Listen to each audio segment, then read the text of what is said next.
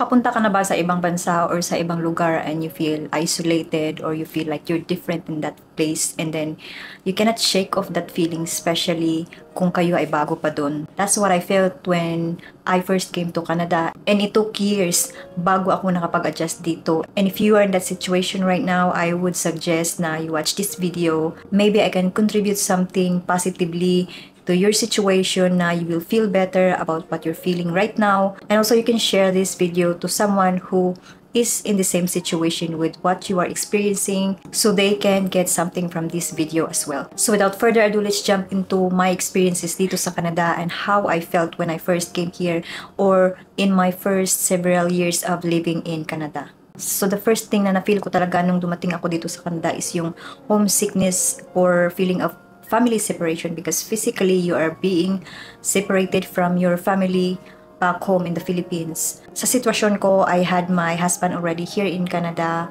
when I came here. However, for the most of us, for the most of, the Filipinos, OFWs out there, you get to go into that new country na alone kayo lang, wala kayong kapatid, or basically wala kayong kamag-anak doon. So the place is so strange to you, bagong-bago ka, lalo na sa mga Pilipino na pupunta sa mga countries like Western countries na ibang-iba yung culture, and also to those Filipinos na pumupunta in countries like Middle East na lalong ibang-iba yung culture at saka yung governance. So if you feel na you are so alone dahil wala kang kamag-anak around you, they are out there in the Philippines, hundreds if not thousands of miles away, then you're not alone. Marami tayo. And I think you already know that. However, sometimes it's different if someone will tell you that. You will hear that from someone. So yung feeling na mga birthdays, mga weddings talaga is, it happens once in a lifetime for most of us. No, once in a lifetime. And then yung mga birthdays na magulang natin, mga kapatid, ganyan. Yung mga events na nakahappy-happy sila and wala kang magawa kasi you will not be physically present doon. Hindi ka maka-attend. Ang magawa mo lang ay yung magpadala ng pera, and we experience that. I think 99% of Filipinos, yun talaga yung experience natin, no, na hindi tayo makapunta dun sa mga very special occasions ng family circle natin, mga relatives. Pero magpadala tayo dahil that's what we do, Filipinos. Close family ties, kumbaga, kahit na malayo tayo physically in distance, but at heart nandun pa rin tayo, malapit pa rin tayo. But the feeling of homesickness is temporary lang siya. Over time, kapag na-used to na kayo sa kung saan kayo, yung nakuha nyo na yung routine nyo, meron na kayong mga kakilala, ganyan, it will get better. Trust me, it will get better. It's just a temporary thing. The next thing that I get to adjust dito sa Canada is yung family traditions natin, yung family setting. Yung kumbaga, for example, is yung okasyon. So the big thing for me change is yung, of course, number one, Christmas, diba? Dahil sa Pasko, sa atin, may mga caroling, ang saya, lumalabas tayo, may mga gathering sa family natin every Christmas and New Year. Lalo na sa amin, every Christmas talagang ang saya kasi naghanda kayo, and then may mga batang nangaroling, magbibigay ng candies, kanyan. Tapos sa New Year din is may parang potluck sa buong barangay, yung handaan, tapos may program, ang saya. Pero dito sa Canada, ibang-iba. If you're already here, alam mo na siguro na sa Christmas is kapag meron kang family, like ako, andito yung asawa at saka anak ko, so we get to spend it together. Most, like in my 12 years here, maybe isa, dalawang Pasko lang, or maybe tatlong Pasko ang yung nag-spend kami outside with like family, friends. Pero majority talaga sa mga Pasko, nandito lang kami sa bahay, kaming tatlo. Sometimes naghahanda ako ng 1, 2, or 3 na mga pagkain na, kasi kaming tatlo lang din eh. And then most time na mangyayari sa Pasko, mga Pilipino, ganun yung setting. Kapag meron kayong mga close friends na family friends, maybe mag-gather kayo together, mag-exchanging gift, ganyan. We have experienced that. Pero as time goes by, mas pinili na rin namin na dito na lang kami sa bahay, most Christmas season. So, ang ginagawa namin is, nanonood na kami, uminom ng champagne, ganun, kumakain. And ang ginagawa lang namin para, of course, it's memorable is, yung Christmas pajamas, kaming tatlo, and then nagpipicture, which is usually yun na yung ginagawa ng mga Pilipino, no, everywhere, all over the world, I think na yung mga families na gano'n, nakikita ko yung mga nasa Australia, US, UK, mga families, mga kahit na friends sila, they gather together during Christmas, and then they wear this pajama costume, parang pajama party, and then they spend Christmas together. So, sa ibang bansa, ganun na yung parang nangyayari. Unless if you're out there in the Middle East, I think it's very different because I don't think they celebrate Christmas. Correct me if I'm mistaken. Pero yun yung impression ko doon. So, celebrating holidays talaga dito sa ibang bansa is ibang-iba sa Pilipinas. And as I said, you will get used to it. So, kung ikaw ay mag-isa lang na pumunta dito sa Canada, na first, second, maybe third Christmas mo is naka-video call ka lang sa family mo na nasa Pilipinas, you will get used to it. I promise you will get used to it. And ang isa pa doon is it will get better dahil you will make friends, you will gain friends na makapag-invite sa'yo. We have this experience na doon sa gathering namin na families kami, like yung family namin at saka yung other family friends, meron silang in-invite na bagong dating. So, hindi talaga sila masyadong lonely, ganun ka-lonely pagdating ng Pasko at saka New Year. Kasi merong mga gathering-gathering na mga potluck style na pwede silang ma-invite. Ang pangatlong bagay na gusto kong pag-usapan is yung Filipino-Canadian community, yung how you blend in dito sa Canada as a Filipino. So, ako, nung bagong-bago ako dito, it was so hard for me. I don't know what's your experience, but ang hirap makipag-blend in dahil, first of all, I'm so obvious na hindi ako puti. Kasi dito sa Canada, diba, there's variety of mga cultures, variety of skin color. Pero if you are, for example, from the UK, if you are Ukrainian or mga Russian, ganun, it's easier, in my opinion it's easier to blend in kasi you look the same with the Canadians na mga puti. Physically, there's no like such big separations sa how you look like compared to sa mga Canadians. So for me, hindi masyadong mahirap makipag-blend in. Pero if you're Asian, especially as Filipinos, especially ako, I'm short. And it's easier to spot a difference with you and compared to your other coworkers or other, circle ng mga puti. So sometimes you will feel excluded. It's just within you. You just feel that kahit na hindi naman ganun yung pagtrato nila sa'yo. Especially if we grow up in a household or in a community na ganito yung na parang there's certain separation sa mga skin color or the way you grow up na yung aral na pinamulat sa'yo is ganito yung klase na mindset. Kumbaga, yung mindset yun yung ibig kong sabihin is hindi mo siya basta-basta mawawala sa isip mo pagdating mo dito na you are kinda different dun sa surroundings mo. Tapos sa mga bagay na halimbawa nung bago ako, first job ko, yung mga slang nila, yung mga terms nila, hindi ko magets. Tapos, specific na halimbawa is yung sa break time, no? Doon kayo sa break room and then mga pagkain na hindi mo alam kung how it tastes like. Yung gutom ka, hindi ka nakapagbaon talaga. You want to eat something pero you don't know how it tastes like. And then, yung price bago sa'yo in dollar, yung parang ganito, ganyan. Tapos, yung amoy ng mga pagkain. Tapos, yung tinatanong ka ng katrabaho mo na puti na, oh, you should try this or do you wanna get this? Something like that. Pero ikaw sa isip mo, parang you are so hesitant dahil you never tried that food before and the looks of it, like, parang hindi mo gusto, pero hindi ka makapag-hindi or something like that. Yung kakain ka na lang kahit nahisitant ka kasi the looks of the food, hindi mo siya type or you've never seen it before. Yung parang ganun na setting. Alam naman natin normal lang to, pero it's hard kapag andun ka sa sitwasyon na yun. It's hard to adjust.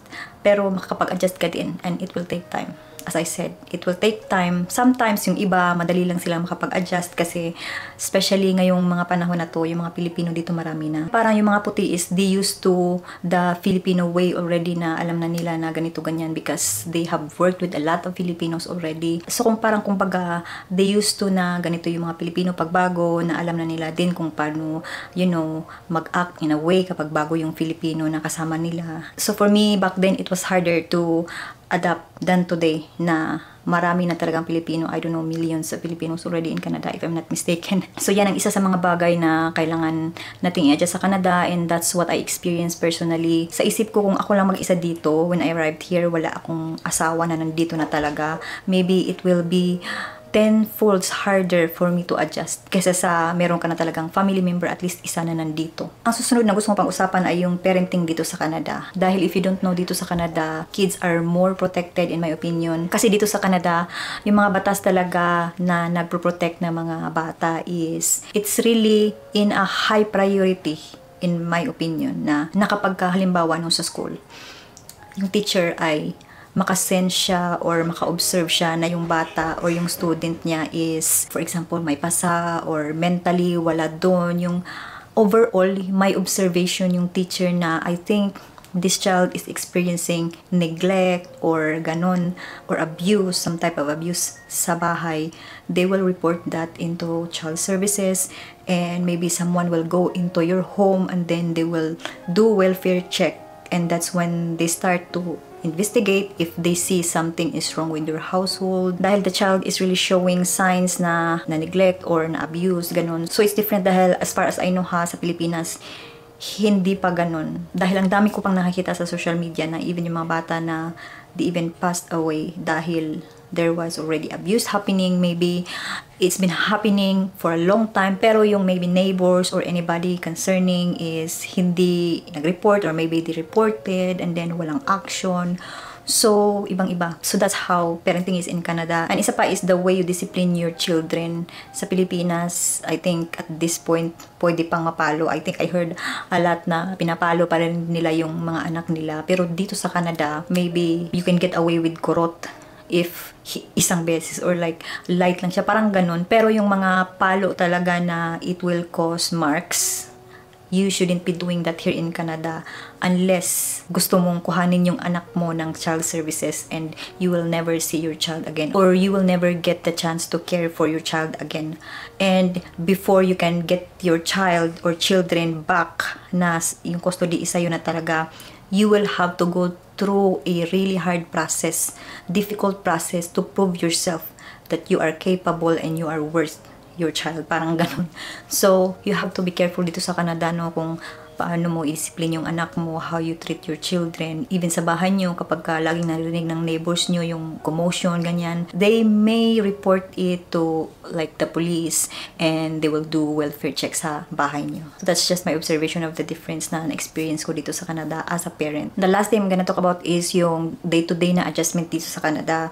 And one of the hardest things na pwede mo ma-experience dito sa Canada is yung hindi ka pa marunong mag-drive. Dahil alam naman natin na malamig dito sa Canada, no? So, if you don't drive yet, tapos nakatira ka sa isang lugar na small city, walang bus, merong taxi, pero taxi can be expensive. And if you use taxi all the time, everywhere you go, malaki talaga yung gastusin mo dun sa taxi. Kasi mag-grocery ka, balik ng bahay, punta sa work, balik ng bahay, is expensive. So, kung hindi ka pa nagda-drive, one of the things talaga na ma-experience mo is yung lamig, na maglalakad ka during winter kasi hindi ka pa nagda-drive. At saka kung may anak ka. So, kung kapag ka single ka pa pagdating mo dito, couple pa kayo, wala kayong anak, just like our experience na pagdating ko dito is kaming dalawa pa muna, wala pa kaming anak. Noon talagang meron na kaming anak and nag-start na siyang mag-school, I really braved myself. I really told myself, forced myself to learn to drive. I'm an anxious person. Now is better, pero way before, I was really anxious. Well, at the back of my mind, I know na I can drive if I really want to. If I really want to learn to drive. Pero, pag anxious ka, ma-overpower yung willingness mo dun sa anxiety. So, that's why it took me, I would say, long time bago talaga ako nag-brave na mag-drive. And, when I started learning, hindi talaga yung madaling, like, after a week, marunong na ako. Kasi nga, if you're anxious on the road, and yung asawa mo yung nagtumuturo sa'yo, you will be fighting. Dahil, I don't know, that's what I heard. And I can relate na kapag mag-asawa, yung asawa yung magtuturo sa'yo, it's better na ibang tao. Kasi you will be prone to fighting. Dahil kunting mali, ganyan, nag-away. So, yung iba na yung instructor talaga, na licensed instructor yung nagtuturo sa kanila, sabi nila is better. Pero I did not go through that. Yung asawa ko lang yung nagturo sa akin, and I had this other person too na isa or dalawang beses na medyo nakapagturo ng konti. Pero ang ano talaga dun is kung mag-isa ka na, dun mo talaga yung makuha lahat. So my advice kapag hindi ka pa nagda-drive is kailangan kuhanin mo na yung learners para makapag-start ka na talagang behind the steering wheel. Kasi kapag isip mo lang lagi, nanonood ka ng video, hindi mo siya talaga makuha kahit na 1,000 video pa ang panoorin mo. Doon mo talaga siya makuha kapag you are driving already and you are driving alone. Pag makuha mo na yung license mo and ikaw na mag-isa, doon mo talaga makuha yung mga technique mo, ganyan. Kasi wala nang magsasabi sa'yo na, uy, masyadong masyadong ganito ka. Yan yung nangyayari kapag kahit na ngayon na marunong na ako, kapag ako yung nagdadrive, tsaka yung asawa ko dito sa gilid. Sabi ko sa kanya, just shut your mouth.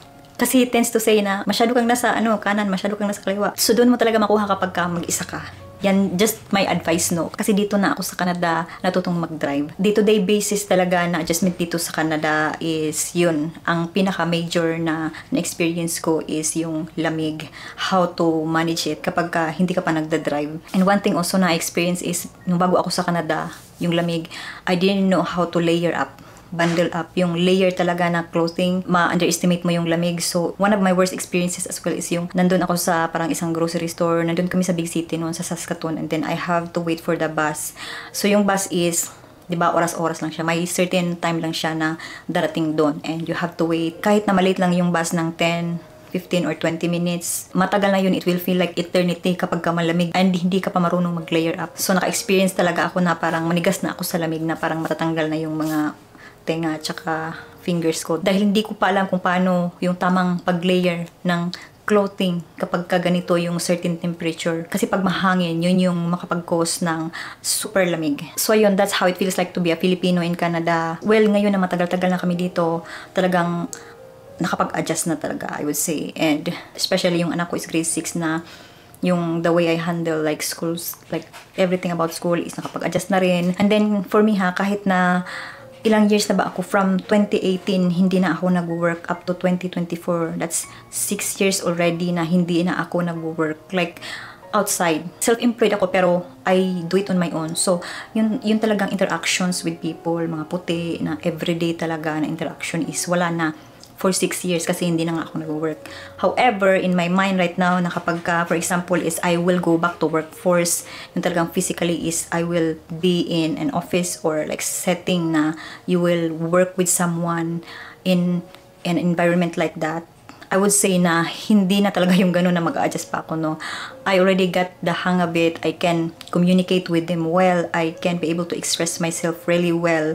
Na yung mga sinabi ko kanina, na everything I had to adjust nung bago pa ako dito, kahit hindi yung first job ko, kahit yung first few jobs ko, na nag-adjust pa rin ako.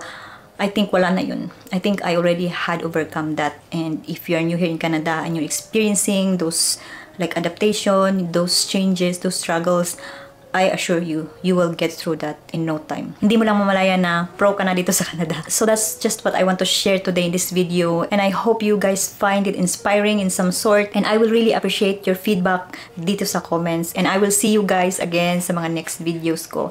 Maraming salamat ulit.